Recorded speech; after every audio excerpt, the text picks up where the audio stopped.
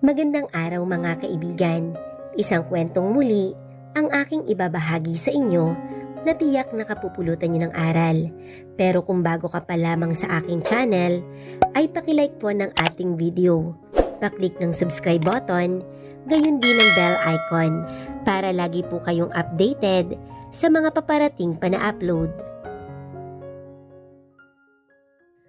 Amara POV. Unang araw ng pagtatrabaho ko ngayon sa opisina ni Leon. Sa totoo ay parang hindi pa rin palagay ang loob ko na magtrabaho dito. Pero kapag naaalala ko si Giovanna, ay dapat lang na nandito ako para mabantayan ko siya. Grabe, ganito magiging routine ko araw-araw. Mga 6:30 AM ng umaga, nandito na kami sa may tanggapan niya. Dapat sanayin ko ng matulog ng maaga. Sa aga ba naming gigising araw-araw? Pero paano? Mangyayari yon ay lagi akong pinupuyat ni Leon. Imbes na hindi ako nainom ng vitamins, ay mapapainom na ako dahil lagi akong kulang sa tulog. Nakababa na kami ng sasakyan at ang magaling na si Leon ay gusto pang makipag-holding hands. Pinalo ko ang kamay niya. Napag-usapan na natin ang tungkol dito, di ba? Bakit mo hahawakan ang kamay ko? Ang suway ko sa kanya. Sorry na sweetie, nakalimutan ko. Ang sabi niya with smiling face pa, kaya lalo akong naasar sa kanya. Nang iinis ka lang eh. Ang bulong ko sa kanya habang naglalakad kami papunta sa main building ng munisipyo. Nagtuloy-tuloy kami ng akyat sa second floor. Hindi pa rin pala nagbago ang ayos. Although halata na na-renovate na, pero yung dating opisina ni Tito Ramon ay dun din ang opisina ni Leon. At gaya ng inaasahan ko, ang pinaka number 1 na supporter ni Leon ay nandito na. Good morning, Mayor! Yumuko pa ito kay Leon na akala mo ay isang kamahalan. Pwes, mahal ko yan. At pagkatapos ay lumapit naman ito sa akin at nakipagbeso din. Good morning, Miss Amara. Ang magaling niyang pagbati sa akin. If I know, pinaplastic lang niya ako kasi nakaharap si Leon. Nakita ko kaya kung paano niya sungitan at pagalitan yung isang volunteer staff sa bahay ampunan. Tapos nang dumating si Leon ay tila naging malaanghel siya sa kabaitan. Judgmental na kung judgmental, basta ayon ang tingin ko sa kanya. Pero syempre, hindi ko pwedeng ipakita sa kanya ang pagkayamot ko sa kanya. Nginitian ko na lang din siya at binati din ng, Good morning, Giovanna. Giovanna, maraming salamat sa tulong mo. Sobrang nakakaya itong abala na to, ang sabi ni Leon. Naku, Mayor, wala pong anuman. At saka isa pa, magkaibigan naman kami ni Emmanuel. At least sa ganito mang paraan ay makatulong ako sa kanya. At huwag po kayong mag-alala, nagkausap naman po kami ni Emmanuel na kung may hindi ako naiintindihan ay pwede naman siyang tawagan. At saka po pala, binili niya sa akin si Miss Amara para ituro sa kanya kung saan magiging pwesto niya at kung anong gagawin niya. What? Diba bago lang din siya? Paano niya ako tuturuan? That's good. Pasok na kayo sa loob ng opisina ko. And Amara, lumingon sa akin si Leon at parang nag-usap kami sa mata. Alam kong gusto niya akong halikan pero hindi pwede. Napag-usapan naman namin ang tungkol sa bagay na ito. Tinapik na lamang niya ang balikat ko ng 2 beses at sinabing, Good luck on your first day. At pumasok na ito sa loob ng opisina niya. No choice, kahit ayaw ko ay naiwan kami dito sa loob ni Miss Giovanna. Yes, Miss Giovanna, since nilalagyan niya ng Miss ang pagtawag sa akin, di gagayahin ko na din. Miss Amara, dito pala magiging table mo. Itinuro niya sa akin ang pwesto ko. Agad naman akong umupo sa swivel chair at binuksan ang laptop para makapagsimula na agad kahit hindi ko pa naman talaga alam kung ano ba talaga ang gagawin ko dito. Lumapit siya sa pwesto ko at binuksan ang drawer sa harapan ng table. May kinuha siyang 2 itim na clear book folder at ipinatong iyon sa ibabaw ng lamesa ko. Well, I know mukhang mabigat na task na agad ang gagawin mo. Pero ito kasi yung sinabi ni Emmanuel na gagawin mo. So itong 2 clear book folder na ito ay naglalaman ng mga picture ng mga importanteng tao na may possibility na umattend sa upcoming Christmas charity event, gala dinner. Aalis na sana siya pero Napatigil siya sa paglakad dahil tinawag ko siya. Miss Giovanna, wait lang. Hindi ko maintindihan. Anong gusto mong gawin ko sa clear folder na to? Ang tanong ko sa kanya dahil sa totoo lang ay kulang naman ang ibinigay niyang instruction. Oh, I'm sorry Miss Amara. Well, ang kailangan mong gawin ay kabisuduhin ang pangalan ng nasa picture. For what? Ang nalilito kong sabi sa kanya dahil hindi ko maintindihan kung bakit kailangan kong gawin ang bagay na to. Well, alam mo naman, busy ang schedule ni Mayor, so wala siyang panahong alamin pa kung sino-sino ang mga attend sa event. So kailangan niya ng taong magsasabi sa kanya kung sino-sino ang mga iyon because it's a party at kung may lalapit sa kanya, ang awkward naman kung hindi man lang niya masasabi ang pangalan na makikipagkamay sa kanya. At doon tayo papasok. Ibubulong natin sa kanya kung ano ang pangalan ng taong iyon bago pa makalapit sa kanya. Tumangu-tango lamang ako sa sinabi niya.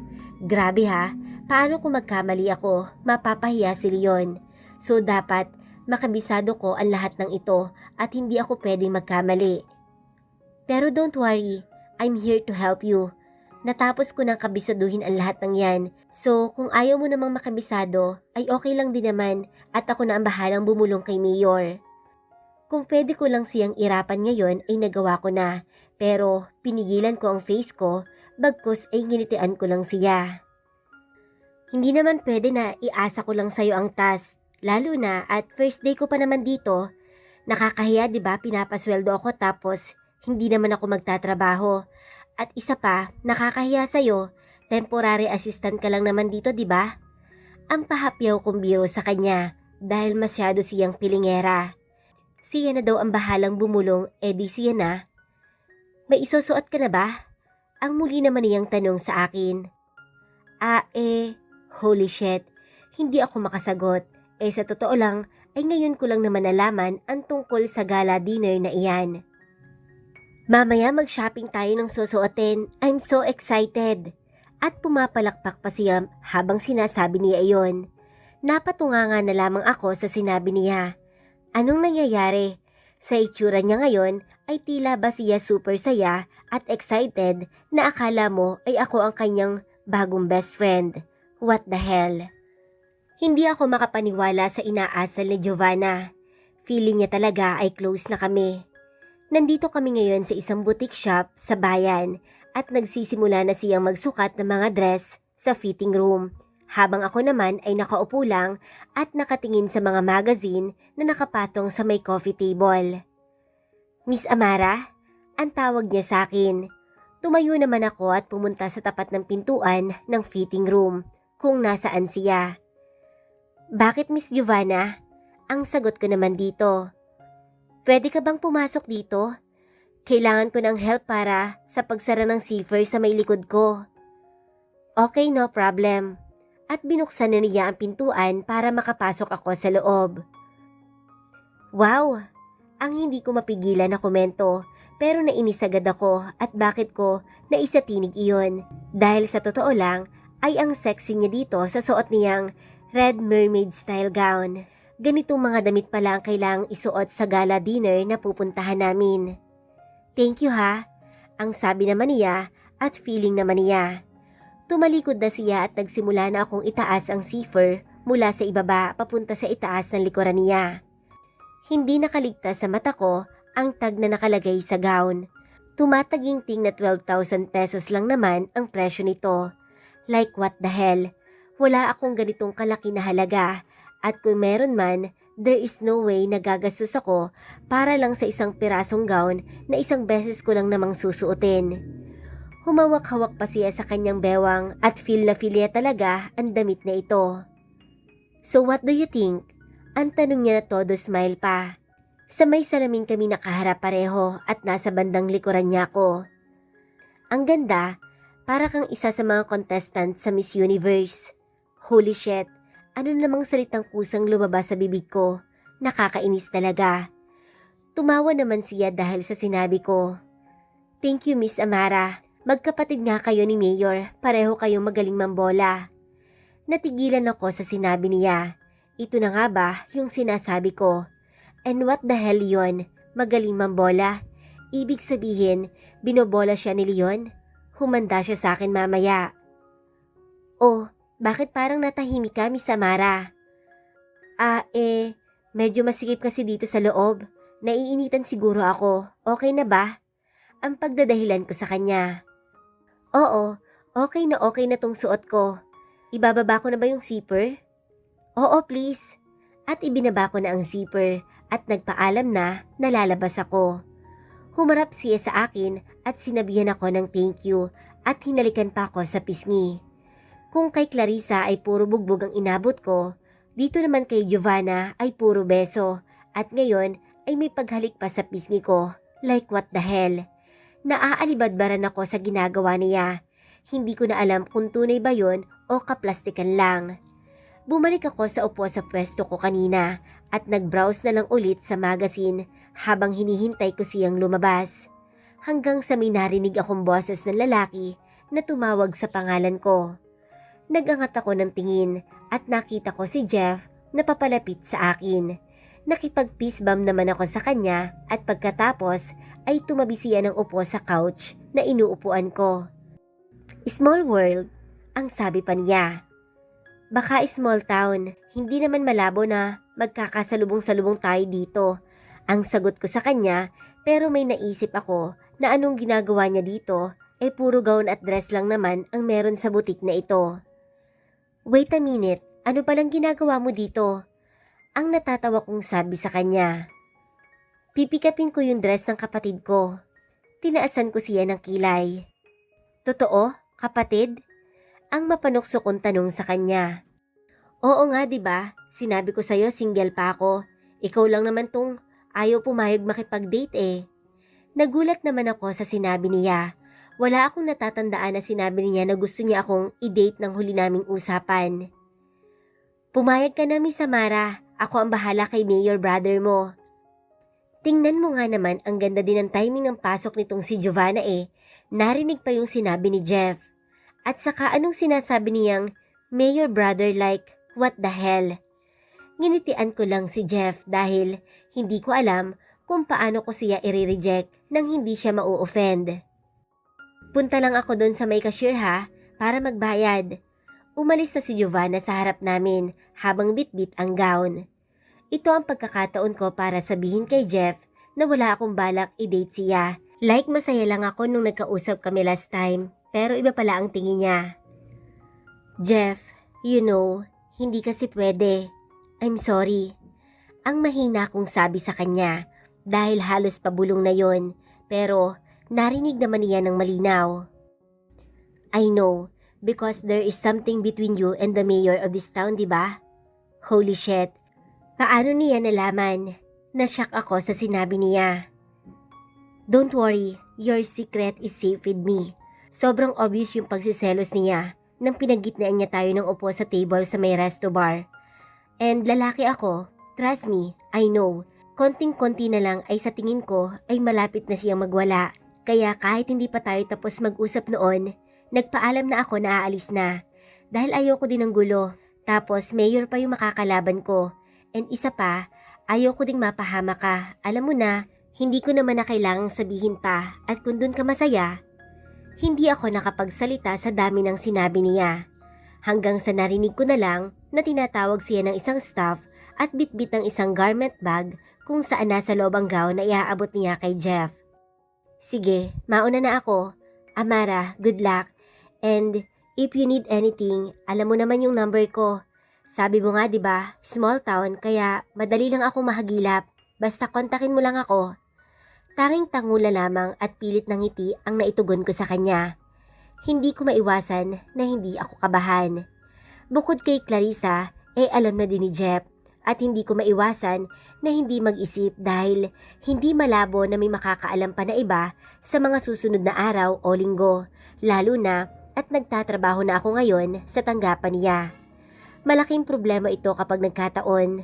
Although, sinabi naman ni Jeff na hindi siya magsasalita. Pero ewan. Kasalanan ito ni Leon. Hindi niya naitago yung emosyon niya doon sa bar. Nahalata tuloy siya ni Jeff. Oh, bakit umalis na siya? Hindi mo man lang ako pinakilala? In fairness ha, Ang cute niya, bakit hindi ka pumayag makipag-date? Ang sunod-sunod na sabi sa akin ni Giovanna na akala mo talaga ay close kami. At dating gawi, binigyan ko naman siya ng peking ngiti. Oh, I'm sorry. Hindi pala kita napakilala. Umalis ka kasi bigla eh. At saka busy din siya, nagmamadali. And yung sinabi niya kanina tungkol sa date, huwag kang maniwala doon. Ganun talaga yon. Nagjo-joke lang yun si Jeff. Palabiro kasi talaga yun eh. Tiningnan pa ako ni Giovanna na parang hinuhuli niya ako. Like what the hell? Ano, titingnan niya ba ako kung nagsisinungaling ako? Well, tama siya. Okay, sabi mo eh. Now, it's time to choose your dress. At hinawakan niya pa ang isang braso ko para mapatayo ako. Miss Giovanna, wala akong balak bumili ng dress. Meron pa naman akong nakatago sa cabinet ko. Ayun na lang ang susuotin ko. Ang pagdadahilan ko sa kanya na kahit ang totoo ay wala naman talaga akong isusuot. Ayoko lang talagang gumastos. Nonsense, basta ako ang bahala sa'yo. Hindi tayo aalis sa butik na to hanggat hindi ka nakakapili ng gown na isusuot mo. My goodness, bakit ba ganito ang mga tao sa bahay nito? Pala desisyon. Kahit ayaw ko, ay wala na akong nagawa kung hindi ang sumunod sa kanya. Tawa ng tawa si Clarissa pagkatapos kong ikwento sa kanya ang mga nangyari tungkol sa pagsha-shopping namin ni Giovanna. Masyado din kasing makulit si Giovanna. Halos lahat ata ng dress na nandoon sa loob ng boutique shop ay ginusto niyang ipasukat sa akin. Huwag ka nang mahiya, Miss Amara. Ang ganda-ganda mo kaya. At talaga bang pinupuri niya ako? Miss Giovanna, baka pwedeng Amara na lang itawag mo sa akin at hindi ako sanay na tawaging Miss. Nag-request na ako sa kanya at sa totoo lang ay naaalibadbaran ako sa pagtawag-tawag niya ng Miss.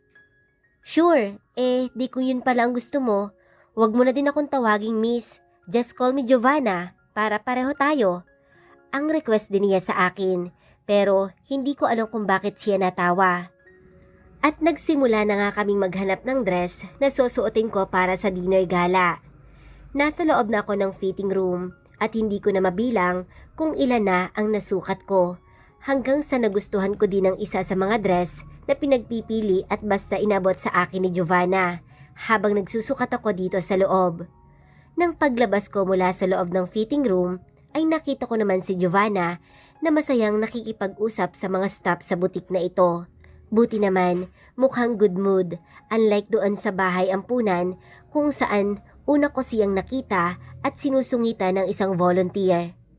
Nasa bahay ako ngayon ni Clarissa. Naisip ko na dumaan muna dito bago umuwi dahil wala naman si Leon at may ibang inaasikaso. Hindi ko alam kung nasaan siya.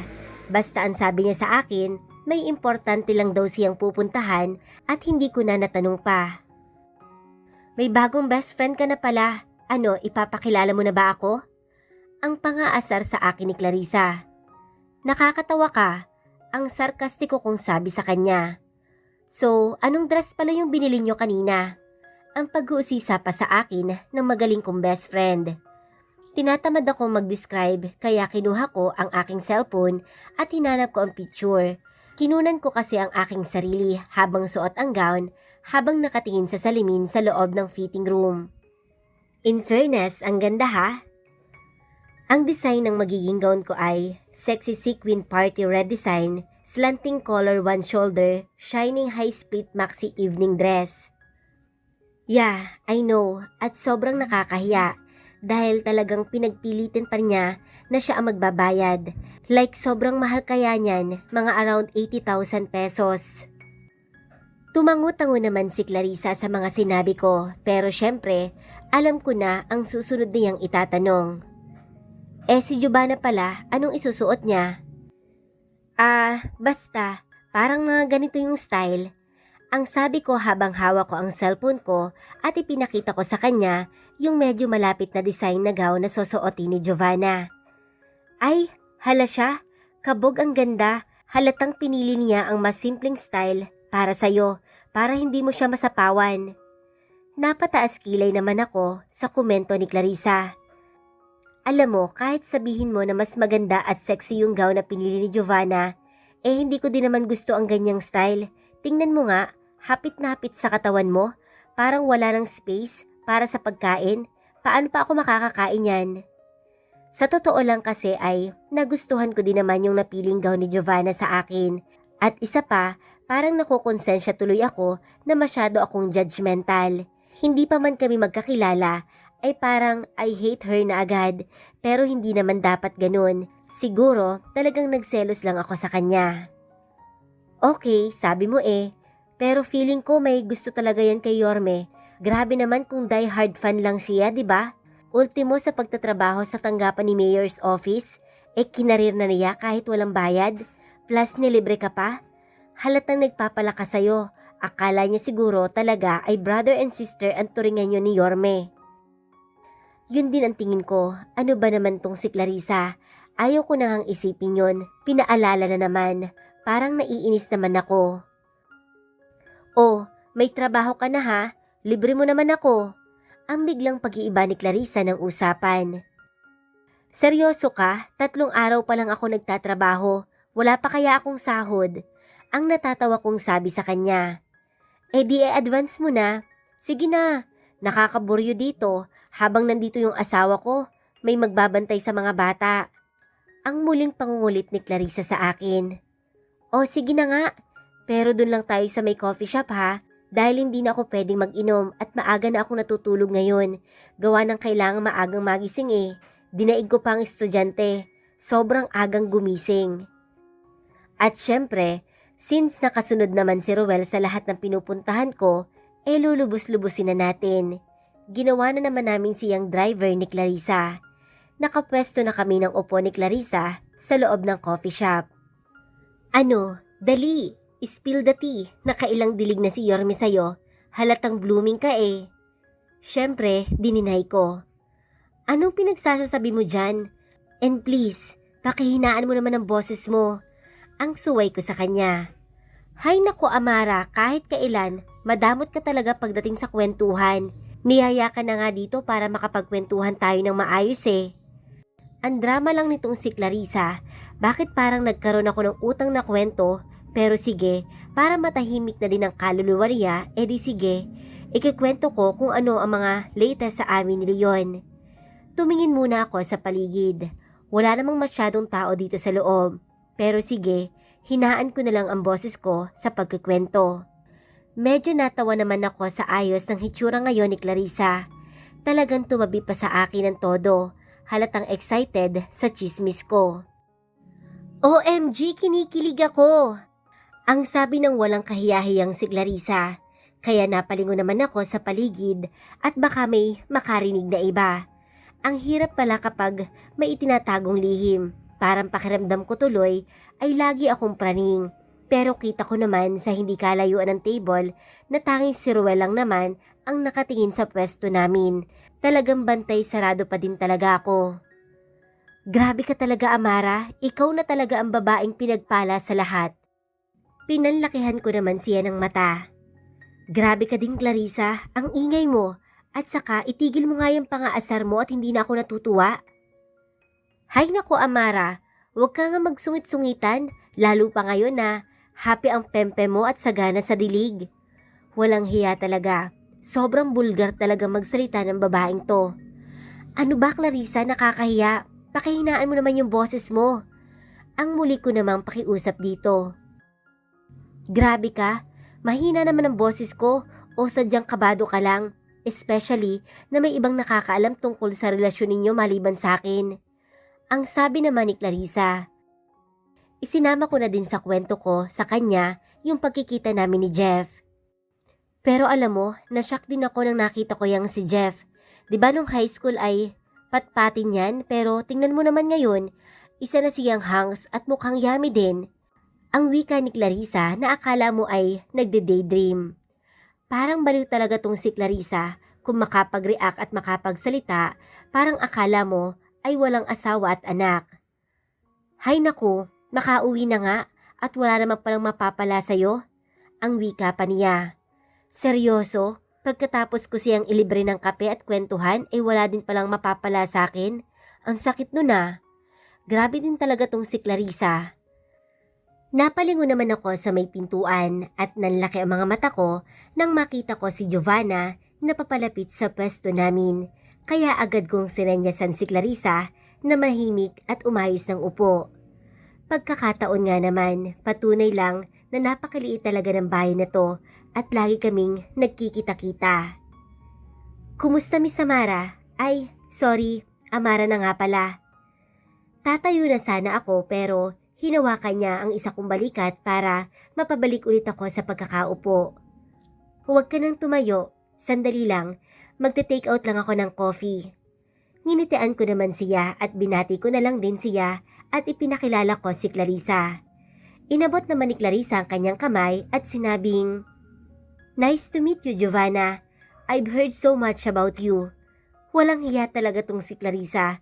Pwede namang nice to meet you na lang. Dinugtungan pa talaga. Oh well, I hope only good things. Nothing bad, right? At tumawa pa ng bahagya si Giovanna. Shucks, parang double meaning yun ah. Pahamak talaga itong si Clarissa kahit kailan.